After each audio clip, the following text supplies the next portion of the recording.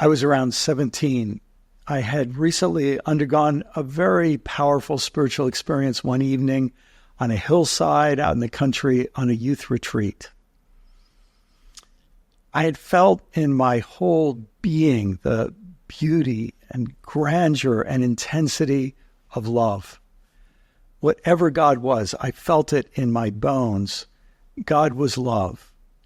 Love for the cosmos as a whole, for every star and planet, for every blade of grass on the hill on which I was sitting, love for every cow in the pasture on the other side of the barbed wire fence, love for the crickets singing in the hayfields. And I was included in that great big love as well. Shortly after that experience, I was introduced to a spiritual mentor. His name was Rod. I met Rod on another retreat where I was the aspiring hippie guitar player, and Rod was the speaker. Rod was a high school teacher who was helping young people like me have a connection to God outside of traditional religious structures. And something he said touched me very deeply. He said, "Brian, most of your fellow students are trying their hardest to be cool, but you can choose a different goal, to be warm. You can make it your ambition to be a warm and loving presence in the world as Jesus was." The idea of religion making you different was not a new idea to me, but in my experience, religion made you different in an odd, outdated, and maybe even harsh and judgmental way. To be a Christian was to hold yourself apart from secular people and people of other faiths. It meant to see the other as a dangerous influence who might draw you away from the true faith and the true church. This kind of spiritual apartheid made you critical of your neighbors, kind of hovering above them with a feeling of God-given superiority.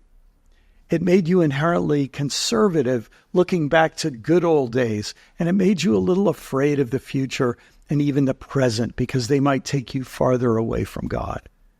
But Rod was saying something very different. Our calling was to be joyfully in the world, in deep solidarity with our neighbors, not holding ourselves aloof or apart from them, loving them as equals rather than considering ourselves holier than thou and therefore better than them, seeking to compassionately understand every person around us, every neighbor, rather than judging them or evaluating them for where they fit on our scales or standards. Those words from my mentor, Rod, shaped me. Don't aim to be cool, aim to be warm, a loving presence in the world. And of course, Rod was just echoing what Jesus said in the most intense, concentrated example of his public teaching that we have. We call it the Sermon on the Mount. This sermon begins with a set of sayings that begin with blessed are. Most people interpret these statements as a way of saying, God blesses these people to the exclusion of others, but I've come to